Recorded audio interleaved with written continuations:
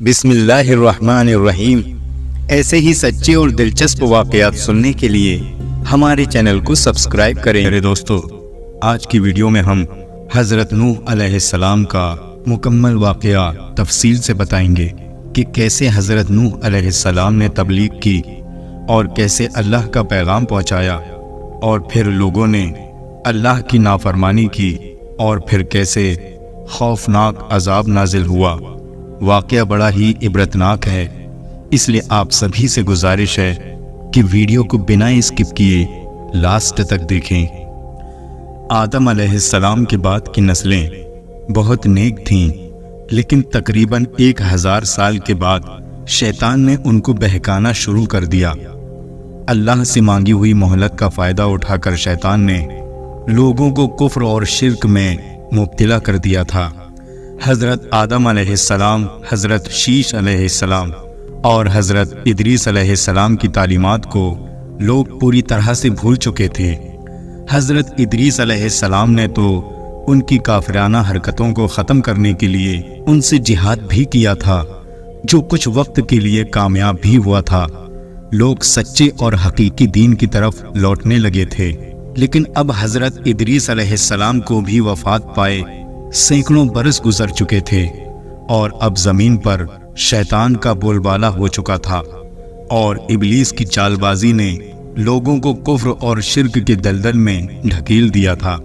اس نے لوگوں کے دلوں میں وسوسہ ڈالا کہ کچھ نیک اور بزرگ لوگوں کو یاد رکھنے کے لیے ان کے بت بنا لیے جائیں، تو ان لوگوں نے اپنے نیک بزرگوں کو عزت دینے کے لیے ان کے بت بنا لیے۔ اس وقت تو ان کی عبادت نہیں ہوئی، لیکن بعد کی نسلوں نے انہیں پوجنا شروع کر دیا۔ انہوں نے 5 بت بنائے، وتسوا، یوت، یوق اور نصر۔ یہ 5 بت تھے جن کی یہ لوگ عبادت کیا کرتے تھے، اور ان بزرگوں کا پس منظر یہ تھا کہ یہ کوئی بڑے بزرگ تھے، اللہ والے تھے، جو ہر وقت اللہ کی عبادت کیا کرتے تھے۔ جب ان کا انتقال ہو گیا تو لوگوں نے ان کے مجسمے بنا لیے۔ اسلام میں مجسمے بنانا حرام ہے۔ شروع میں یہ صرف یادگار تھے، پھر آہستہ آہستہ ان کی عبادت ہونی شروع ہو گئی۔ پھر یہ نظریہ آ گیا کہ اللہ تعالیٰ نے ان بزرگوں کو بھی کچھ اختیارات دے دیے ہیں۔ ان کے عقیدے کے مطابق ان بتوں میں سے ایک بت ان کی ضرورتوں کو پورا کرتا تھا، اور دوسرا بت انہیں مشکلوں سے بچاتا تھا۔ حضرت نوح علیہ السلام پہلے ایسے نبی تھے جو دنیا میں شرک کو ختم کرنے کے لیے آئے، کیونکہ اس سے پہلے دنیا میں شرک نہیں تھا۔ ہاں، بد عملی تھی جس کو ٹھیک کرنے کے لیے پیغمبر آتے تھے۔ بہرحال آہستہ آہستہ بت پرستی عام ہو گئی، اور ایک اللہ کی عبادت بند ہو گئی۔ ابلیس اپنی اس کامیابی پر فخر کر رہا تھا، جبکہ فرشتے ان حالات پر فکر مند تھے اور اللہ کی بارگاہ میں دعائیں کر رہے تھے، اور اللہ سے امید کر رہے تھے کہ جلد ہی اللہ ان گمراہ لوگوں پر اپنی رحمت بھیجے گا۔ فرشتے انتظار کر رہے تھے کہ کب اللہ شیطان اور اس کی فوج کو ان کی تباہی کا حکم سنائے گا۔ پیارے دوستو، اللہ کا ایک قانون ہے کہ جب زمین پر برائی اپنی حد تک پہنچ جاتی ہے تو وہ پھر زمین پر ایک اپنا نبی بھیجتا ہے۔ یہ نبی لوگوں کو سچائی کی طرف بلاتا ہے اور انہیں گمراہی سے روکنے کی کوشش کرتا ہے۔ حالانکہ نبی کریم صلی اللہ علیہ وسلم اللہ کے آخری نبی تھے۔ آپ صلی اللہ علیہ وسلم کے بعد نبوت کا سلسلہ ختم ہو گیا۔ بہرحال بات ہو رہی تھی حضرت نوح علیہ السلام کے دور کی۔ اسی سلسلے میں اللہ تعالیٰ نے حضرت نوح علیہ السلام کو اس دنیا میں بھیجا۔ حضرت نوح علیہ السلام کا ذکر قرآن شریف کی 29 سورتوں میں آیا ہے۔ ان کی پوری زندگی کو قرآن نے تفصیل کے ساتھ بیان کیا ہے تاکہ انسان ان کی زندگی سے سبق لے سکیں۔ حضرت نوح علیہ السلام کا نام عبد الملک یا عبد الغفار یا عبد الاعلی بتایا گیا ہے۔ حضرت نوح علیہ السلام کا لقب انہیں اس لیے دیا گیا کیونکہ وہ اپنی قوم کے لیے لگاتار روتے رہے اور انہیں سچائی کی طرف بلاتے رہے۔ آپ کے والد کا نام لمک تھا۔ آپ کی عمر میں بھی اختلاف ہے۔ بعض روایات کے مطابق آپ کی عمر 1490 اور بعض روایات کے مطابق آپ کی عمر 2500 سال بیان کی گئی ہے۔ حضرت نوح علیہ السلام تقریباً 950 سال تک اپنی قوم کے درمیان رہے اور انہیں سچائی کی طرف بلاتے رہے، لیکن اس کے باوجود ان کی قوم نے انہیں نظر انداز کیا اور شرک اور بت پرستی پہ اڑے رہے۔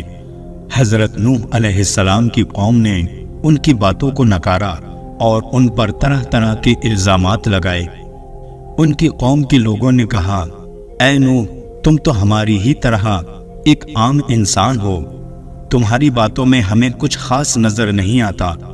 انہیں یہ غلط فہمی تھی کہ اللہ کا پیغام صرف فرشتوں کے ذریعے ہی آتا ہے، جبکہ اللہ نے اپنے نبیوں کو انسانوں میں سے ہی چنا۔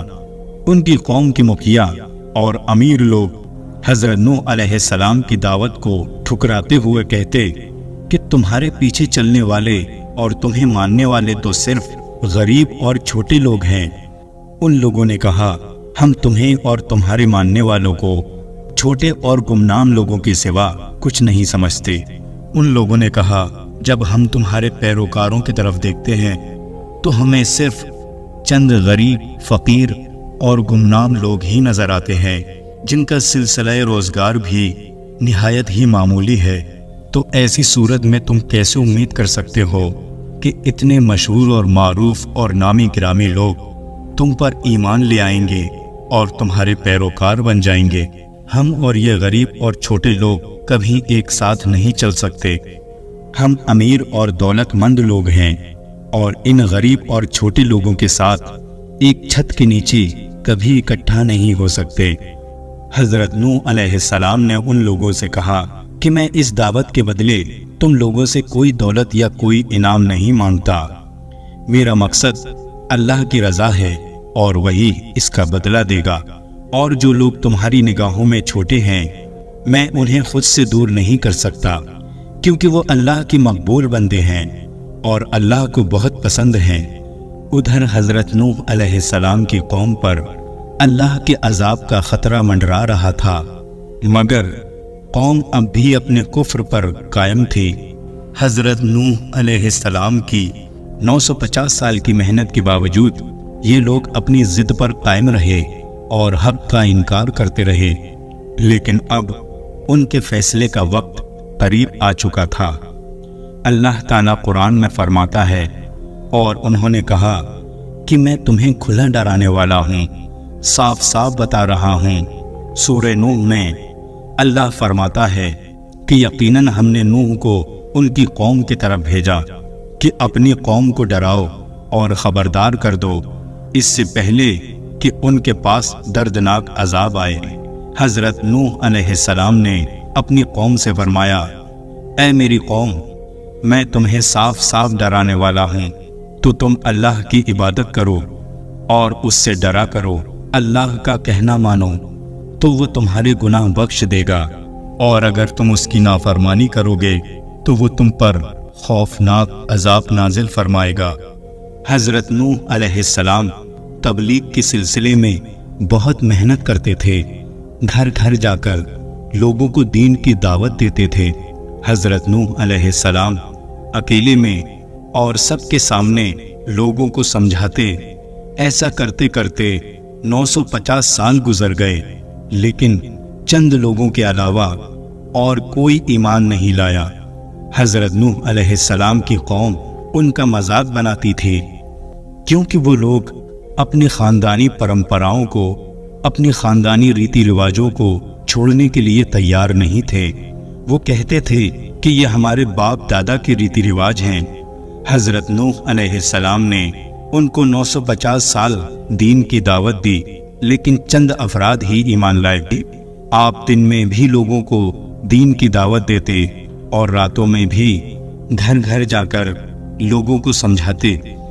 حضرت نوح علیہ السلام نے فرمایا، اے میری قوم، میں تم سے اس تبلیغ کی کوئی پیسے نہیں لے رہا۔ 900 سال سے پوری قوم کی مخالفت لے کر میں تمہیں دین کی دعوت دے رہا ہوں، اور تم کہتے ہو کہ ان غریبوں کو میں اپنی مجلس سے نکال دوں، تو یہ نہیں ہو سکتا۔ یہ میرے لیے ممکن نہیں ہے۔ یہ جو لوگ ایمان لانے والے ہیں اور میں انہیں صرف اس لیے اپنی مجلس سے نکال دوں کہ یہ غریب اور چھوٹے لوگ ہیں، تو یہ میرے لیے ممکن نہیں ہے۔ یہ لوگ بھی کل اپنے رب سے ملاقات کریں گے، ان کو بھی اپنے رب کی طرف سے ان کا بدلہ دیا جائے گا، اور تمہیں بھی تمہارے اعمال کا بدلہ دیا جائے گا۔ اللہ کی نظر میں امیر اور غریب کا فرق نہیں ہے۔ اگر میں نے ان کو دھتکار دیا اور اس مجلس سے نکال دیا تو کیا تم مجھے اللہ کے عذاب سے بچا سکتے ہو؟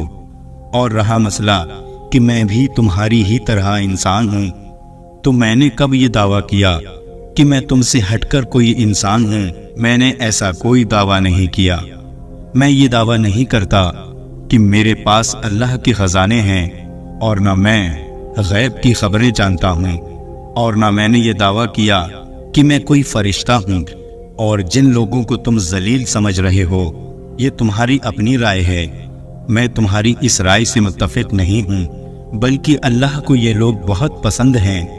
اسی طرح سے لوگوں کو سمجھاتے سمجھاتے 950 سال گزر گئے، لیکن آپ کی قوم جہالت پر اڑی رہی، اور ایک دن پریشان ہو کر آپ سے کہنے لگے، اے نوح، تیرا اور ہمارا یہ جھگڑا بہت طویل ہو چکا ہے، بہت لمبے وقت سے یہ ہمارا جھگڑا چل رہا ہے، اب اس جھگڑے کو ہمیں ختم کر دینا چاہیے۔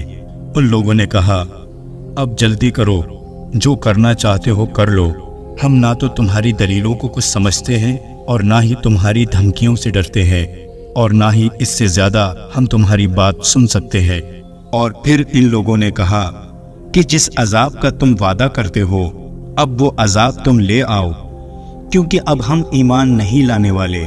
حضرت نوح علیہ السلام نے ان کی ہٹ دھرمیوں اور بیہودگیوں کا مختصر سا جواب دیا۔ آپ علیہ السلام نے فرمایا، خدا ہی چاہے تو وہ ان دھمکیوں اور عزائی وعدوں کو پورا کر سکتا ہے۔ کسی کو سزا دینا یا نہ دینا یہ میری قدرت میں نہیں ہے۔ میں تو اللہ کا نبی ہوں اور اس کی رضا میں راضی ہوں اور اس کے حکم کا تابع دار ہوں، لہذا سزا اور عزا کی خواہش مجھ سے نہ کرو، لیکن یہ جان لو کہ جب اللہ چاہے گا تو عذاب بھی آ جائے گا، لیکن جب اللہ کا عذاب آئے گا تو تم اللہ کو ہرا نہیں پاؤ گے۔ اور حضرت نوح علیہ السلام افسوس کے ساتھ بولے کہ میں نے تمہاری خیر خواہی چاہی تھی، لیکن تم اس خیر کو پسند نہیں کر رہے، اور جب اللہ نے ہی تمہیں ہلاک کرنے کا ارادہ کر لیا ہے تو میں بھلا کیا کر سکتا ہوں۔ اس کے بعد اللہ تعالیٰ نے حضرت نوح علیہ السلام کو وحی کی، اے نوح، جتنے لوگ ایمان لا چکے ہیں اب ان سے زیادہ کوئی ایمان نہیں لائے گا۔ اب تک عذاب ٹلا ہوا تھا، کیونکہ اللہ کو پتا تھا کہ کچھ لوگ ہیں جو ابھی ایمان لائیں گے، ان کے ایمان لانے کا انتظار ہو رہا تھا۔ حضرت نوح علیہ السلام کی 950 سال تک محنت کرنے کے بعد اب تک صرف 40-50 یا ایک روایت کے مطابق 70 یا 80 لوگ ہی ایمان لائے۔ جب آخری شخص ایمان لایا، پھر اللہ نے کہا، اے نوح، اب یہ لوگ ایمان نہیں لائیں گے۔ حضرت نوح علیہ السلام نے کہا، اے میرے پروردگار، میں نے دن رات اپنی قوم کو تیری طرف بلایا، میں نے ان کو پکارا کہ وہ حق کے راستے پر آ جائیں تاکہ تو ان کو بخش دے، لیکن ان لوگوں نے میری بات کو نہ مانا اور اپنے کانوں میں انگلیاں ٹھونس لیں۔ انہوں نے ہمیشہ میری مخالفت کی اور اپنے غرور اور تکبر میں ڈوبے رہے، لیکن میں نے ان کو پھر بھی دین کی دعوت دی اور ان کو کفر و شرک سے روکا، لیکن ان لوگوں نے میری بات کو نکارا اور اپنی ضد پر اڑے رہے۔ حضرت نوح علیہ السلام نے اللہ سے پوچھا، اے اللہ، اب تو بتا کہ میں کیا کروں؟ اللہ تعالیٰ نے حضرت نوح علیہ السلام کو وحی کی کہ اب جب معاملہ اس طرح سے ہے تو جو کام تم کر رہے ہو اس پر ملال نہ کرو۔ اب اس زمین پر وہی لوگ باقی رہیں گے جو ایمان لے آئے ہیں۔ اے نوح، تم ایک بڑی کشتی بناؤ، اور کشتی کیسی بنانی ہے اور کس طرح بنانی ہے یہ تمہیں میں بتاؤں گا۔ اور اب ان ظالموں کے بارے میں مجھ سے کلام بھی مت کرنا، اور آپ کو ان کے حق میں دعا کرنے کی اجازت نہیں ہے۔ یہ سب کے سب غرق ہوں گے اور ان کے غرق ہونے کا فیصلہ ہو چکا ہے۔ پیارے دوستو، یہ واقعہ اتنا بڑا تھا کہ یہ واقعہ قرآن میں بھی ہے۔ اس کے علاوہ اس کو یہودی بھی مانتے ہیں اور عیسائی بھی مانتے ہیں۔ اس واقعے کا ذکر تمام آسمانی کتابوں میں موجود ہے۔ یہ واقعہ قرآن میں بھی ہے، تورات میں بھی ہے اور انجیل میں بھی ہے۔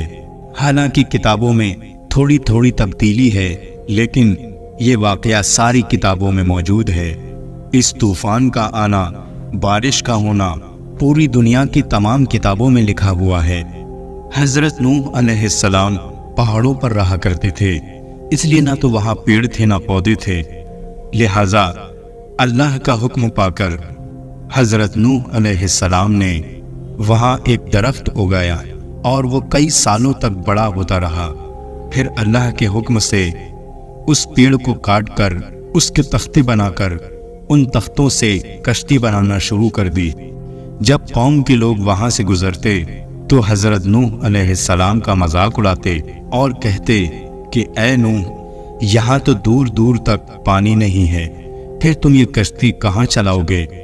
کیونکہ کشتیاں بھی اگر بنائی جاتی ہیں تو دریا کے کنارے بنائی جاتی ہیں تاکہ دھکا دے کر آسانی سے دریا میں لے جایا جا سکے، لیکن یہاں تو نہ کوئی دریا ہے اور نہ کوئی سمندر اور نہ ہی بارش، اور اگر بارش بھی ہوتی ہے تو اتنی نہیں ہوتی کہ اس میں ناؤ چلائی جا سکے۔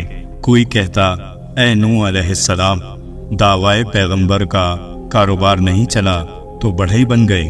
دوسرا کہتا کہیں کوئی عقل مند دیکھا ہے جو خشکی میں کشتی بناتا ہو۔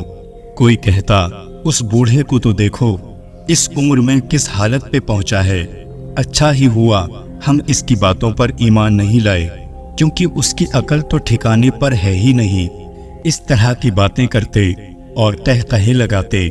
وہ سارے لوگ حضرت نوح علیہ السلام کا مذاق اڑانے لگے۔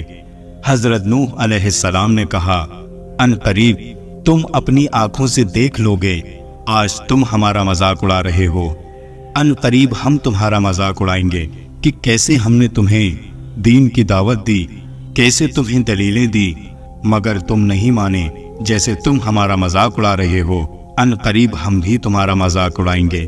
بہت ہی جلد تمہیں پتہ چل جائے گا کہ کون ہے کہ جس پہ ذلیل کرنے والا عذاب آئے گا، اور یہ عذاب ہمیشگی کا ہوگا۔ بہت ہی جلد طوفان آئے گا اور تم ادھر ادھر بھاگے پھرو گے، لیکن تمہیں کوئی پناہ گاہ نہیں ملے گی۔ پھر موجوں میں گھرے فریاد کرو گے کہ ہمیں بچا لو۔ بہرحال کشتی بنانا شروع ہو گئی۔ حضرت نوح علیہ السلام کو کوئی علم نہیں تھا کہ کشتی کیسے بنائی جائے، کتنی بڑی بنائی جائے، کیونکہ ان کو اندازہ نہیں تھا کہ کس طرح کا طوفان آئے گا اور وہ عذاب کیسا ہوگا۔ لہٰذا حضرت جبریل علیہ السلام حضرت نوح علیہ السلام کے پاس آتے اور وہ ان کو بتاتے کہ کون سا تختہ کیسے لگانا ہے، کون سی کیل تختوں میں کس طرح لگانی ہے۔ حضرت جبریل علیہ السلام حضرت نوح علیہ السلام کے پاس آتے رہے اور انہیں بتاتے رہے۔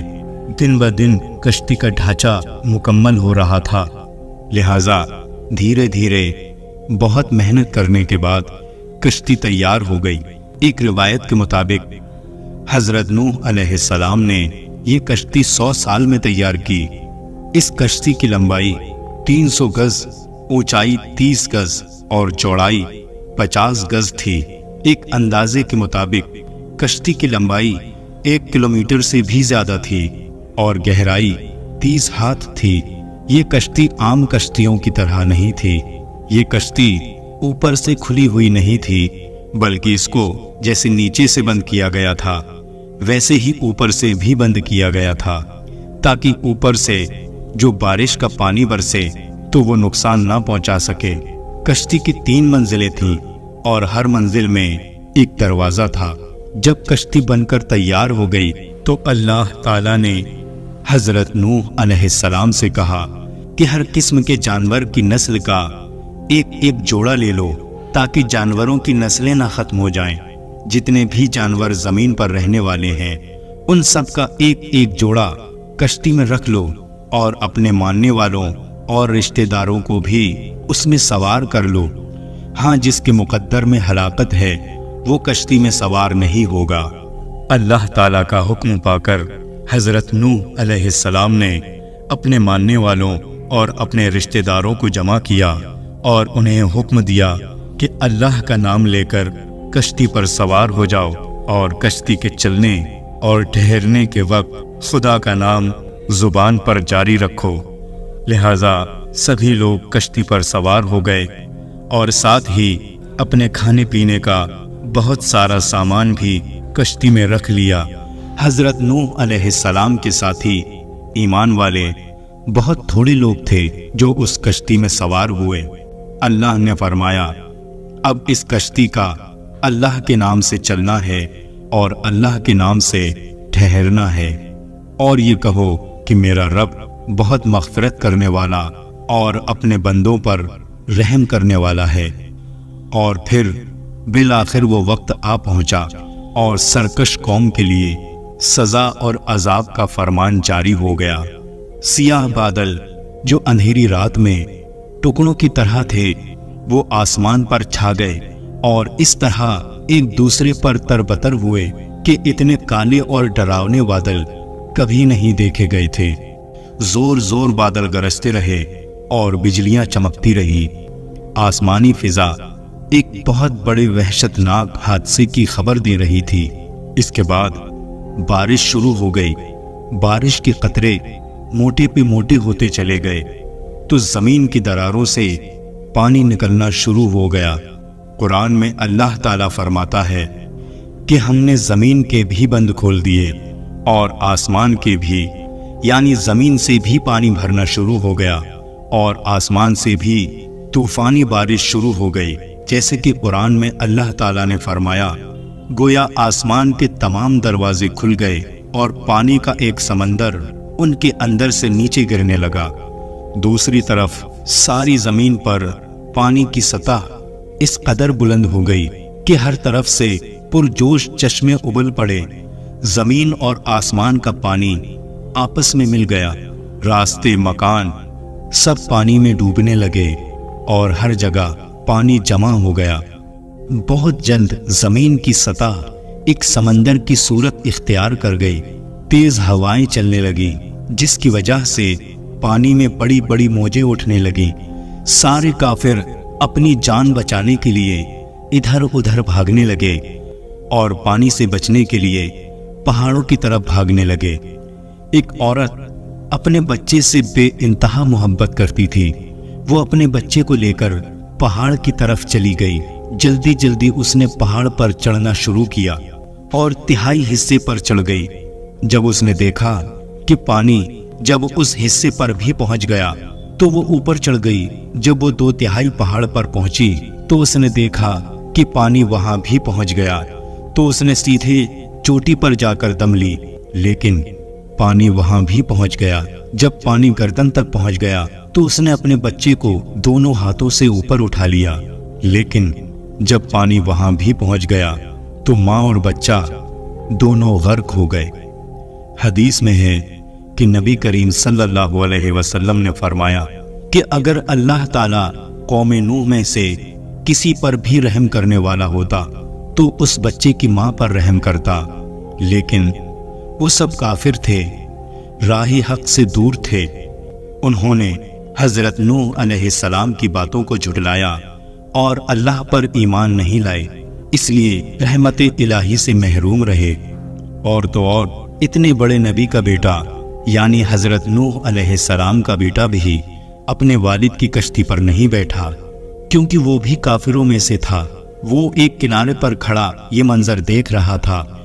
حضرت نوح علیہ السلام نے اپنے بیٹے کو پکارا، اے میرے پیارے بیٹے، ہمارے ساتھ کشتی میں سوار ہو جاؤ اور کافروں میں شامل نہ ہو، اللہ کا کلمہ پڑھ لو اور کشتی میں آ جاؤ۔ پیارے دوستو، حضرت نوح علیہ السلام نے نہ صرف باپ کی حیثیت سے بلکہ ایک پیغمبر کے طور پر آخری لمحے تک اپنی ذمہ داری نبھائی، اس امید پر کہ شاید संग दिल बेटे पर उनकी बातें असर कर जाएं, लेकिन अफसोस बुरे साथियों की बात उसके लिए ज्यादा अहमियत रखती थी। लिहाजा उसने अपने बाप की बात को ना माना और काफिरों का साथी बना रहा।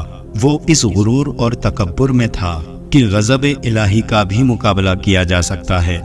इसलिए उसने पुकार कर कहा कि अब्बा, मेरे लिए जोश में ना आए, मैं किसी भी पहाड़ पर चढ़ जाऊंगा, वो पहाड़ मुझे इस पानी से बचा लेगा।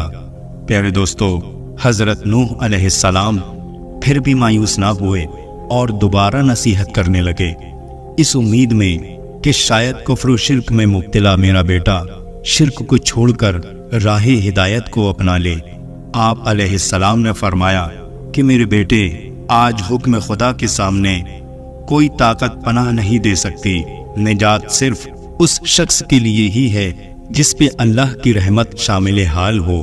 पहाड़ तो बहुत छोटी सी चीज है, खुद कुर्रे अर्ज भी मामूली चीज है। सूरज, चांद और तमाम निज़ाम शमसी खुदा की कुदरत के सामने एक जर्रे से ज्यादा हैसियत नहीं रखते। हजरत नूह अलैहिस्सलाम ने कहा, आज जिसे अल्लाह चाहेगा सिर्फ वही बचेगा। आज किसी की ताकत और असबाब काम नहीं आएगा। बाप बेटे के दरमियान बात चल ही रही थी कि एक लहर हाइल हुई और हजरत नूह अलैहिस्सलाम के बेटे को बहा कर ले गई और उसे पानी में गर्क कर दिया, और इसके साथ साथ सारी कौम हलाक हो गई। इतने में हजरत नूह अलैहिस्सलाम को बेटे की निजात के बारे में वादाए इलाही याद आया और उन्होंने बारगाहे इलाही का रुख किया और कहा, ऐ मेरे रब, तूने वादा किया था कि तू मेरे अहल और मेरे खानदान को तूफान और अजाब से निजात दे देगा और तू तमाम हुक्म करने वालों से बेहतर है। हजरत नूह अलैहिस्सलाम को बारगाहे इलाही से फौरन जवाब मिला और हिला देने वाला और एक अजीम हकीकत वाज़े करने वाला जवाब मिला। अल्लाह ताला ने फरमाया, ऐ नूह, वो तेरे अहल और ख़ानदान में से नहीं है, बल्कि वो काफिर है और तुझसे मकतबी और मजहबी रिश्ता टूटने की वजह से ख़ानदानी रिश्ते की कोई हैसियत नहीं रही, क्योंकि कुफ्र से नसब टूट जाता है। तू मुझसे ऐसा तकाजा ना कर जिसके बारे में तुझे इल्म नहीं। मैं तुझे नसीहत करता हूँ, जाहिलों में से ना हो जा। हजरत नूह अलैहिस्सलाम समझ गए कि ये तकाजा बारगाहे इलाही में सही नहीं था और इस बेटे की निजात को ख़ानदान की निजात के बारे में खुदा के वादे में शामिल नहीं समझना चाहिए। लिहाजा आपने खुदा का रुख किया और अल्लाह से माफ़ी मांगी और कहा, ऐ मेरे परवरदिगार, मैं तुझसे पनाह मांगता हूँ और माफ़ी मांगता हूँ कि इस बात से कि मैं तुझसे किसी चीज़ की ख्वाहिश करूँ जिसका मुझे इल्म नहीं, और तूने मुझे ना बख्शा और तेरी रहमत मेरे शामिल हाल ना रही तो मैं गुनाहगारों और सियाकारों में से हो जाऊंगा। प्यारे दोस्तों, पानी की बुलंद लहरों ने तमाम जगह को घेर लिया। जाहिल और गुनाहगारों ने यह गुमान किया था कि यह तो मामूली सा तूफान है, वो पहाड़ों और ऊंची जगहों पर चढ़कर खुद को बचा लेंगे। लेकिन पानी उनके ऊपर से गुजर गया और तमाम जगहें पानी में डूब गई और उनके घर, साजो सामान और उनके बच्चे सब के सब पानी में बह गए। हजरत नूह अलैहिस्सलाम ने कश्ती खुदा के हाथ में दे दी और मौजें कश्ती को यहाँ से वहाँ ले जाती रहीं। प्यारे दोस्तों, रिवायात में आता है कि कश्ती पूरे 6 महीने तक पानी में यूं ही तैरती रही। इस दौरान कश्ती ने मुख्तलिफ इलाकों की सैर की, यहाँ तक कि बाज़ रिवायात के मुताबिक सरजमीन मक्का, खाना काबा के एतराफ की भी सैर की। कश्ती का मुंह मक्का शरीफ की तरफ हो गया, जहां वो 40 दिनों तक बैतुल्लाह शरीफ का तवाफ करती रही। आखिरकार अजाब के खत्म होने का और जमीन के सही हालत में लौट आने का हुक्म सादिर हुआ।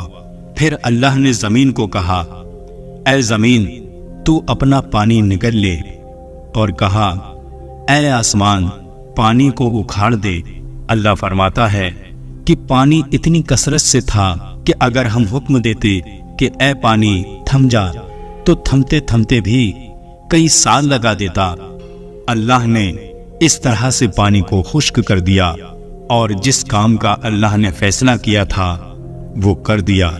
پھر اللہ تبارک تعالیٰ نے جودی ایک پہاڑ تھا، اس پہاڑ کی طرف اللہ تعالیٰ نے اس کشتی کو روانہ کر دیا اور وہ اس پر جا کر ٹھہر گئی۔